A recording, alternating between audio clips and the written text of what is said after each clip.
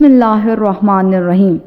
آج کی ویڈیو میں ہم ایک اس چیز کے بارے میں پڑھیں گے جو آج کل تمام انسانوں کی ضرورت بن چکی ہے، جسے موبائل کہتے ہیں۔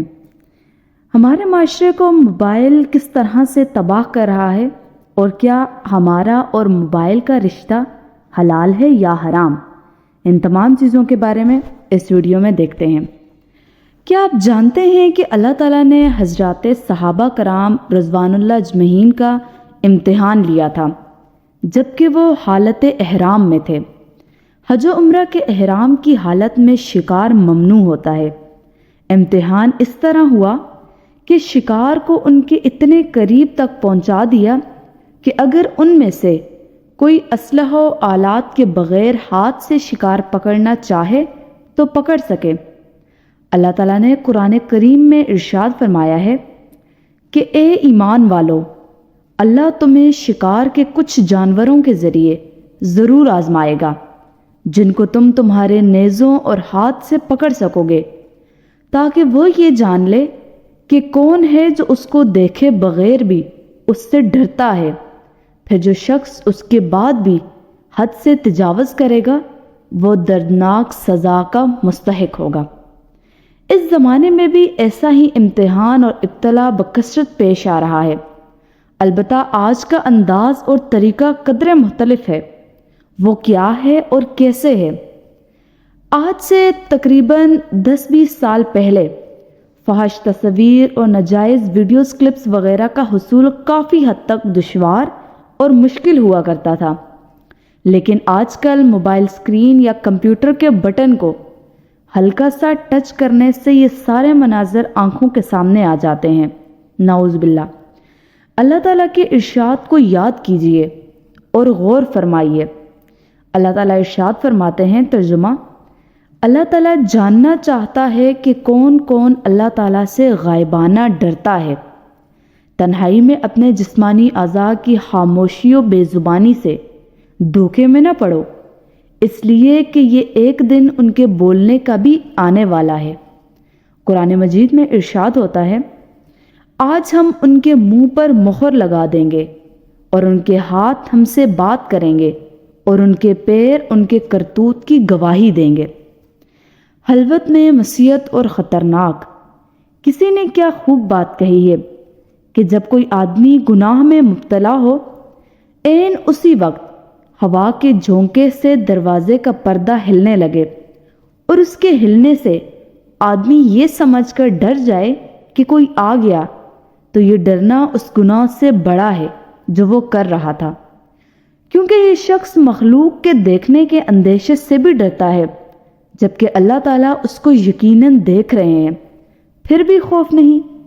کوئی شخص تصویر دیکھنے میں مشغول ہو اور دروازے پر کچھ آہٹ محسوس ہو تو اس کی کیا کیفیت ہوتی ہے؟ کلیجہ منہ کو آ جاتا ہے، سانس رک جاتی ہے اور دھڑکن تیز ہو جاتی ہے۔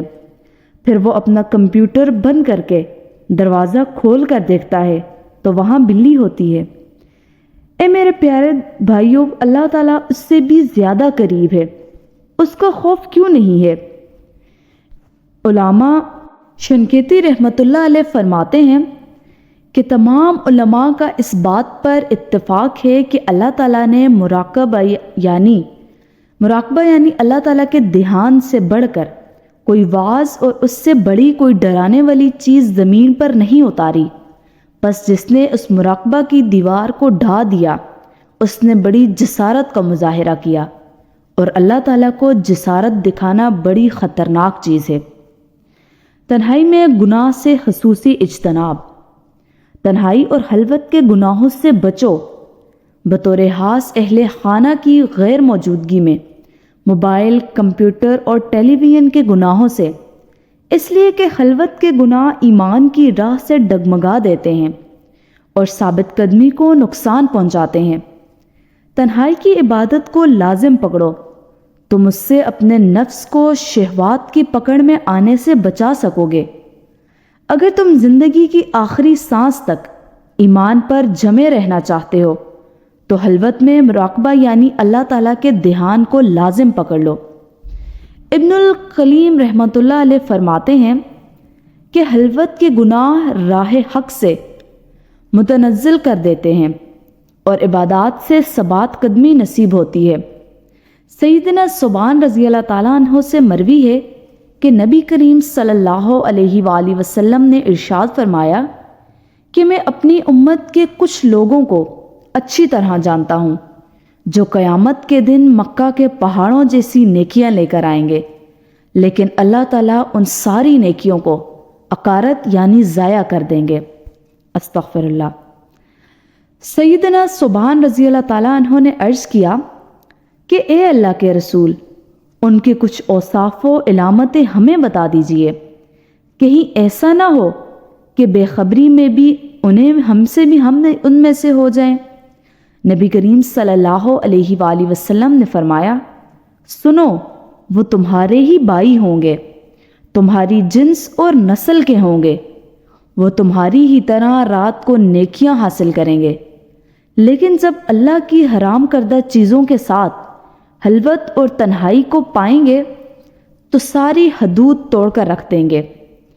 موبائل ایک بینک لاکر کی طرح ہے، موبائل فون ایک صندوق ہے، بالفاظ دیگر بینک لاکر ہیں، ان میں نیکیاں یا برائیاں آپ اس میں جو بھی ڈالیں گے کل قیامت کے دن اپنے نامہ اعمال میں موجود پائیں گے۔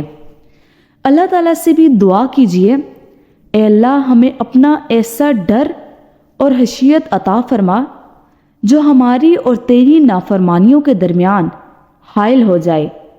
اے اللہ ہم آپ سے خلوت و جلوت میں آپ کی خشیت کا سوال کرتے ہیں، ہم سب کو ان تمام گناہوں سے محفوظ رکھ اور قیامت کے دن ہمیں اپنے سامنے شرمندہ نہ ہونے دینا۔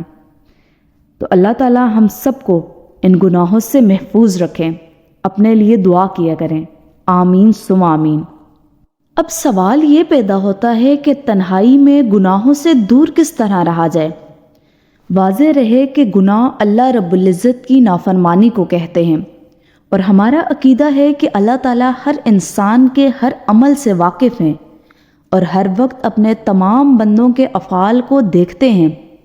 انسان جب تنہائی میں گناہ کرتا ہے تو وہ یہ سمجھتا ہے کہ اسے کوئی دیکھنے والا نہیں، اسے یہ احساس نہیں رہتا کہ اللہ تعالیٰ مجھے اس حالت میں بھی دیکھ رہے ہیں۔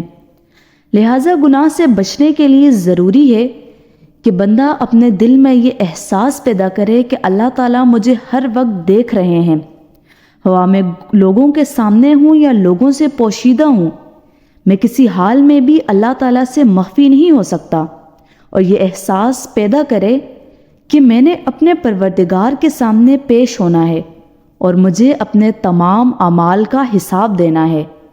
اس خیال کو بار بار دہراتا رہے تاکہ دل میں اچھی طرح راسخ ہو کر گناہوں سے بچنے کا ذریعہ بن جائے۔